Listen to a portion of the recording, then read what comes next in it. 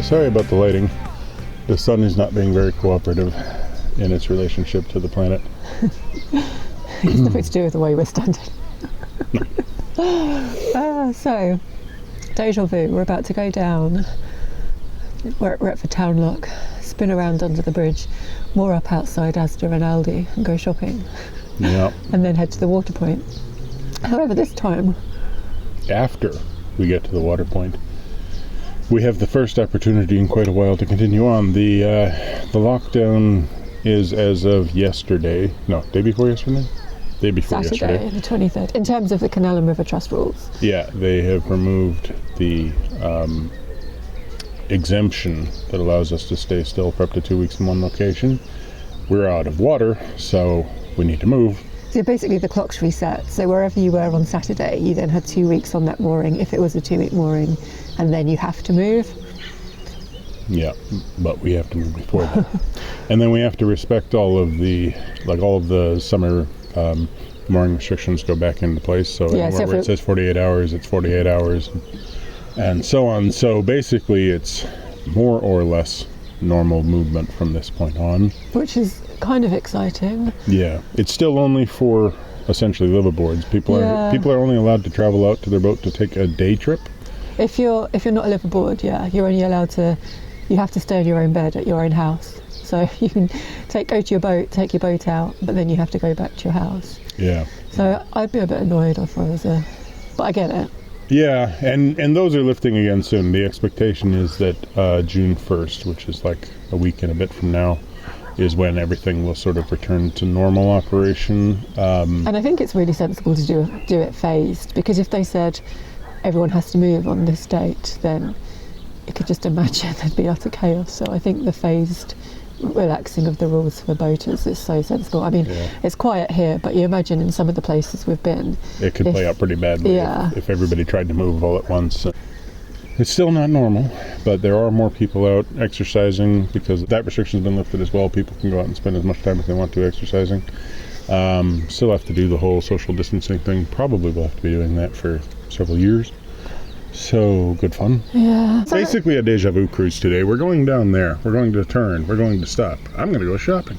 We're going to come back. We're going to go to the water point. Same water point we've been to in several videos so far. So in my ideal world, once we've got water, we'll carry on just so it feels like we've got further. But I think the reality is, because it's quite hot today, we'll get to the water point and we'll be like, yeah, let's just stop. Yeah, because we're allowed to continue to travel at this point. And because the 48-hour restrictions and things are back in. I think we will, in the next video, after this one, start showing you new territory. Yeah. Now, speaking of new territory, George has decided to go wander, so we better get moving.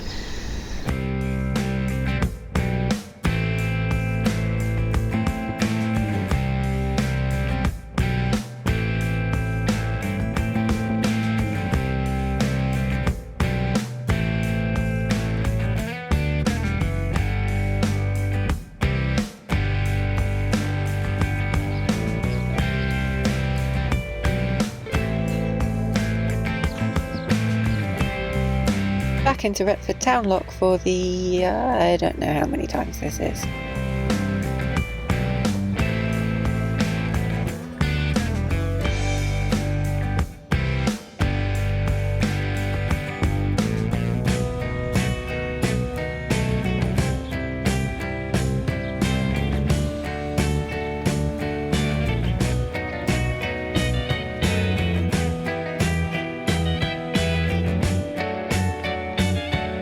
Another expert turn in the winding hole from Michael. And back onto the mooring just outside the fire station. Here we're close to the Aldi and the Asda, so it's the ideal place to stop for our shopping trip.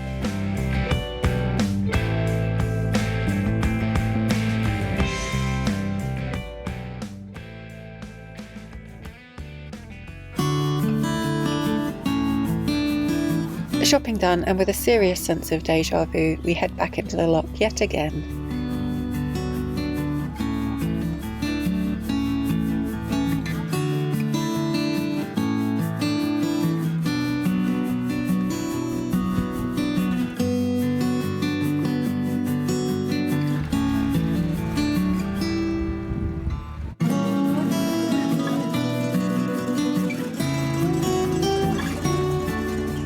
just down there, tangled in a mass of weeds, several weeks later, is George's ball.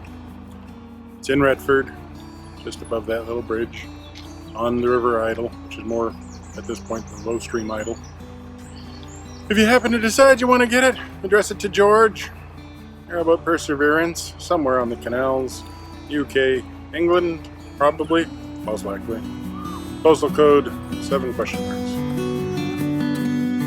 We've spent most of lockdown on these moorings, and honestly we're so grateful that we got to spend it somewhere so nice. Thank you, Retford, for looking after us so well.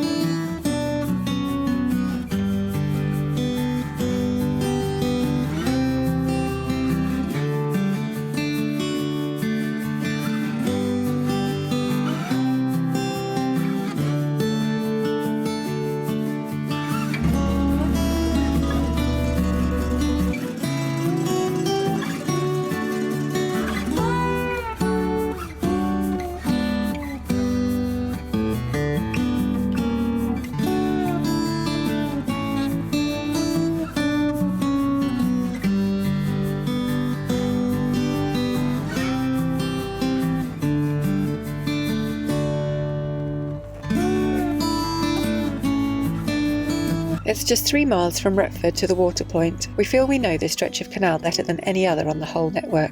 We know every bend and every bridge and every view. Happily, it's all pretty stunning.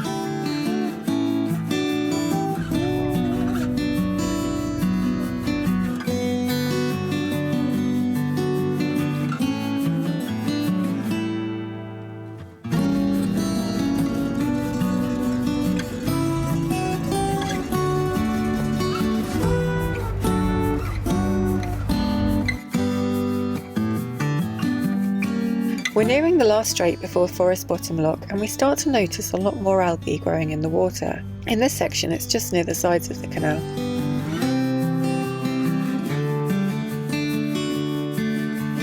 We find a lot more algae below Forest Bottom Lock. This is not a good sign.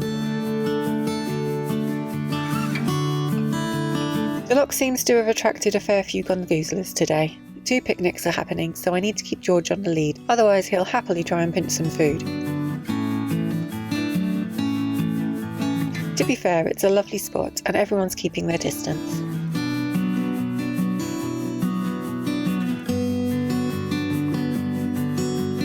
Ugh, there's even more algae growing above the lock.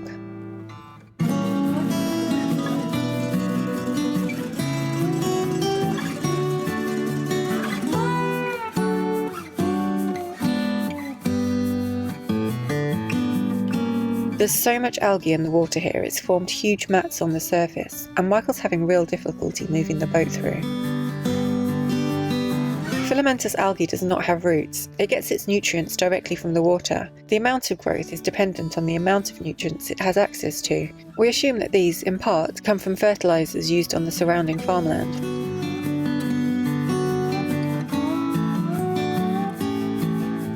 Michael is having real problems pushing the boat through the algae. It's so dense. There's definitely some wrapped around the prop now, and the mats on the surface and those under the boats are so heavy and restrictive. Eventually the boat comes to a complete standstill. I've gone ahead to get the next lock ready, and when I come back I find Michael with his hand down the weed hatch.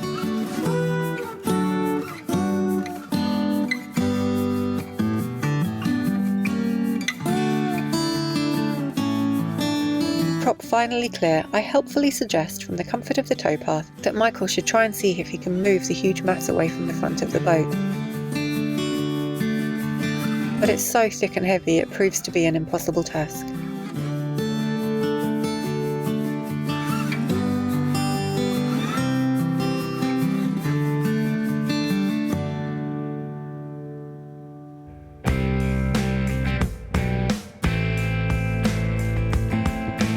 We've got no choice now. We have to use the power of the boat to try and push through the mats. Michael has definitely got the engine running at higher revs than he usually does, but he's not getting anywhere fast.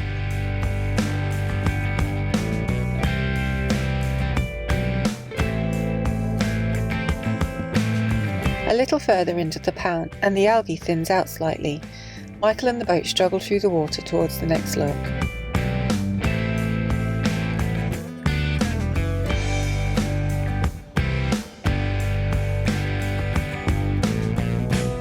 We're greeted at the lock with the news that the algae gets even worse in the next pound. Oh joy. There's nowhere to turn round, so we can't go back even if we wanted to. We have no choice but to carry on.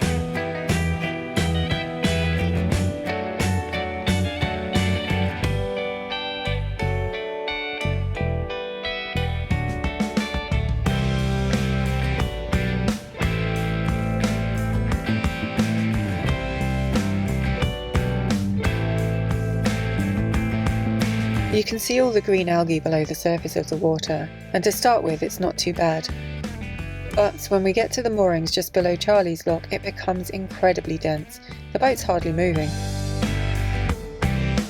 I mean, you can't really tell as the camera's filming in time-lapse, but we're inching our way towards the lock, painfully slowly.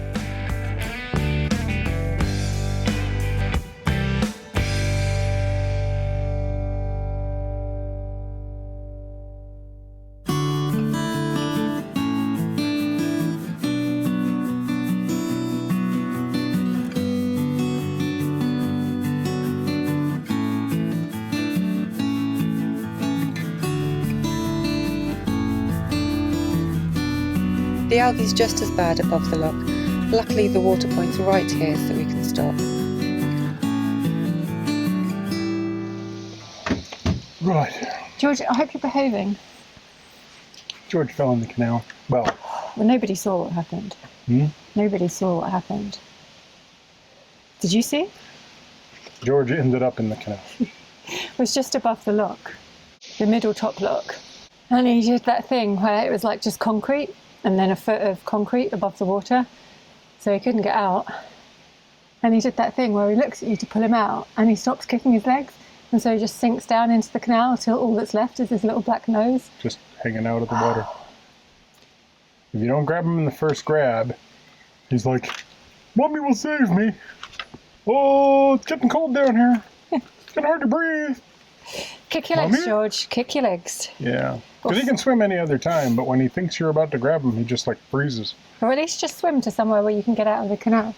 So we're on the water point above Charlie's lock. Again. So much deja vu. We didn't have a great cruise, to be honest. Nope.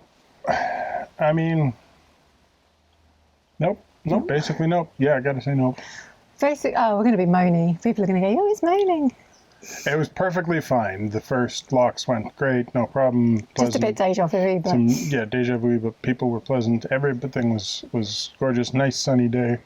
Then we got above the bottom of the forest locks and just encountered an unbelievable amount of algae and weed, or whatever that is. Filamentous algae, I think. We knew it was going to happen, and that's the whole reason we came onto the Chesterfield, to do the Chesterfield in March and April before it got clogged up with weeds. And then obviously we couldn't because of lockdown, so obviously we had to stop, which was fine. So thanks, Boris. No, it's fine. I'll approve of lockdown. Approve of lockdown. I just wish he'd done something about the damn weeds. And like, if lockdown hadn't happened, we'd be up on the Pocklington Canal now or something. But doing the Chesterfield got pushed back like 9 or 10 weeks, and during that time it's just got clogged up. Yeah. And so above that lock, you got like not even 100 meters. I got partway between the two locks, and immediately right off the lock, I knew that I was running into trouble because just a raft of the weed and algae built up in front of me, and I was pushing something that was half again the length of the boat, and the stuff's just waterlogged and it's heavy, and so the boat wasn't moving very quickly. The weed is like wool. It's just dense, fibrous. It's crazy. It cloggy. really is like wool or some sort of hair or something, and it just forms these massive masses. Yeah, so most of which float. Well, most of which actually probably like just coat the bottom until they begin to float. The ones that float are really the problem because they get jammed up on the front of the boat, and when they come down the side, they have a tendency to go under and kick around the prop. So I made it maybe 100 and something meters or whatever before I just came to a dead stop, and the engine had been at 2,200 rev, and all of a sudden it just started going down, down, down, and that was the prop being restricted. So it was like, okay, that's not good. So threw everything into neutral, turned off the engine, got down there, and well, for one thing, the engine had started to overheat because it was doing so much work. So the engine bay was a sauna. Oh, yeah, and you were burning your legs on there. Yeah, every time I moved the wrong way, I'd get a little burn. And then I got in finally to the prop itself, and it was just like I could not manually turn it. And okay, I can only get one arm in there and sort of a funny angle, so maybe I could have if I could have gotten some strength, but I couldn't spin it. And normally you can just sort of rotate it. So that was a bad sign.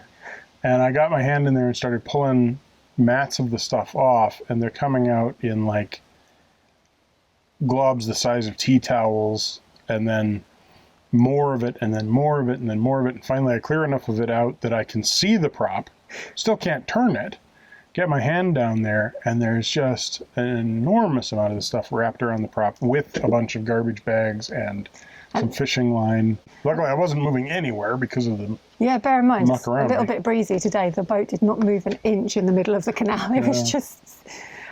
ultimately I ended up getting down there with this thing, this crazy knife that we got for cutting through ropes and stuff. And what I found was maybe 5 seconds of hacking at it, and the filaments have filled up all of the serrations. So I don't have a knife anymore. I'm basically trying to do it with a butter knife. A spoon. Yeah, so... And me and George were stuck on the towpath, obviously, and it was just crappy. Yeah, down and back. Finally got the thing cleared, and it's like, okay, now we can move, but there's still this huge mess at the front. So I went up there, tried to move it with the barge pole, but there's no way to get any leverage on it, so I couldn't get it to move. So I ended up having to try and reverse the boat, and then I started getting stuff caught around the prop again. So I just chucked it up to the highest I've ever actually revved the thing, and we split somehow. Yeah, it started moving over. It started moving over to one side. Yeah, because I think you'd moved it enough with the pole that it was lopsided. Right, so then it started getting... So finally I got past that. Well, when I got past that, I got up some reasonable speed. Got up to the next lock, came up into the last pound, but for the first 2/3 of it, it was... it's dense green underneath there. It's obviously like a lot of the depth of the canal is filled with algae, but it wasn't really impeding us. Then we got up to just below the beginning of the boats here where the moorings are, and slowed to a crawl again. You pretty much stopped. Yeah, so I'm actually going past the boats at 2,000 rev, which is what I was doing. 2,000 revs is what I was doing on the Manchester Ship Canal. It's what I was doing. It's what I do on rivers, and I'm barely pushing the boat forward. Like, it's just... So the worry right now is this pound is as bad as the one below. There's a turning point about 300 meters away. Yeah, and we asked on the there's a Facebook group for the Chestnut Wheel Canal, which is really friendly. It's like the nicest narrowboat forum That's nice. I've ever been on. I mean, the Chesterfield's lovely. It's just... Yeah, so I asked on you there... You gotta sit still for a while. I asked on there, can we get to the end? Like, is the weed bad to the end? Nobody knows how bad it is this year because nobody's been out, really. But they say usually it's worse between this area and just before Worksop. Yeah. Which is like 5 miles. 5 miles. And if it's 5 miles at 2,000 revs to 2,400, we'll run out of diesel before we get to Worksop, and there's no more points of diesel. Yeah, we need to go back to the basin to get diesel. Yeah. So we're thinking, we don't really know what to do, and it's really depressing.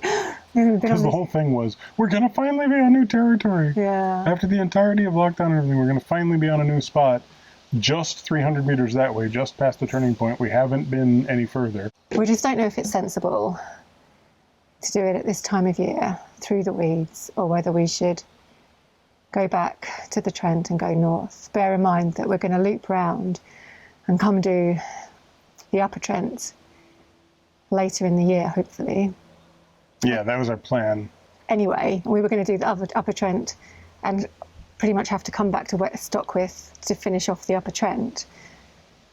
So essentially we were going to come back to the Stockwith Basin. Yeah, we were going to at least come very close to full circle anyway. So we have an opportunity to come back later in the year. And yeah, it's not like the Basingstoke, which is so far out of the way. Yeah. To go back and do it. And not anywhere on our future plans. Whereas this is really really close to our future. It's about the best possible opportunity for us to do this. Yeah, so we're not going to sleep on it, but we really don't know what to do. And being the only boat that'll have come through, we'll be the ones discovering just how bad it is. And I don't know what this place is usually like, but, you know, looking at it,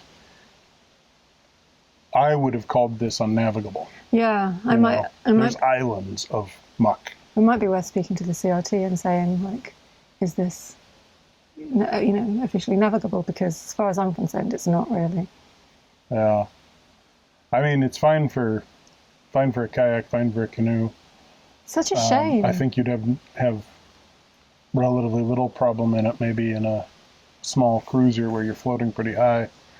But as soon as we got into that section, it was just so much shallower than normal that it's like we're essentially dragging the boat across what really is a whole bunch of wet wool. Yeah. So the friction on the boat was ridiculous.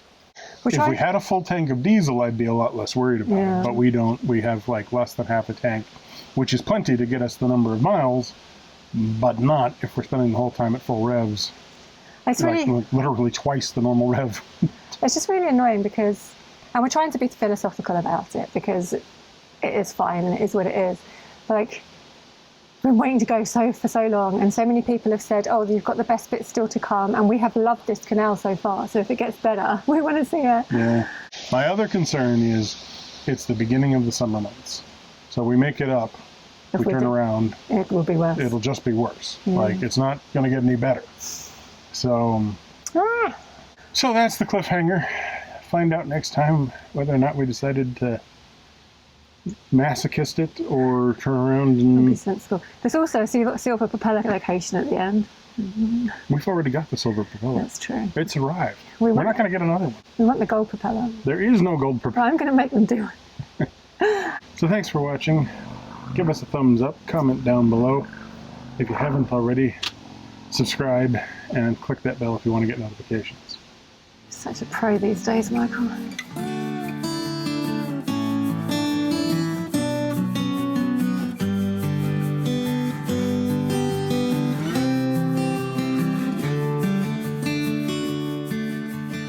And they're sitting back there going like, oh, if somebody would just move along, I could get to the beats. I have a list, and I'm checking it twice. Michael's so cute when he goes shopping, because like we've been a lot more organised with our shopping, because obviously you can't just nip to the shops whenever you want, so we've been writing lists. And he comes back and there's actual ticks against the items. They're so cute. It's the only way to do it. George has decided to go wander, so we better get moving. Thanks for watching. Give us a thumbs up. That's not that big. Never mind. Prepare to watch. Oh, by the way, if you're ever in Retford and you go down the river, look for the orange ball. Still there. Still there. It never got hot enough for me to walk up It's there. hot enough today, but you don't want to go in the river today. No. Sad times. Maybe I'll try and get it when we get back. It might still be here. All right. We're starting the video now. So you are blown up. Am I? Yeah, a little bit. And blooper. Just have to deal with it. Shoddy camera work. And the sun is really bright, so sorry about sunglasses, but... Yeah. That big ball of fusion up there is unusually fusiony.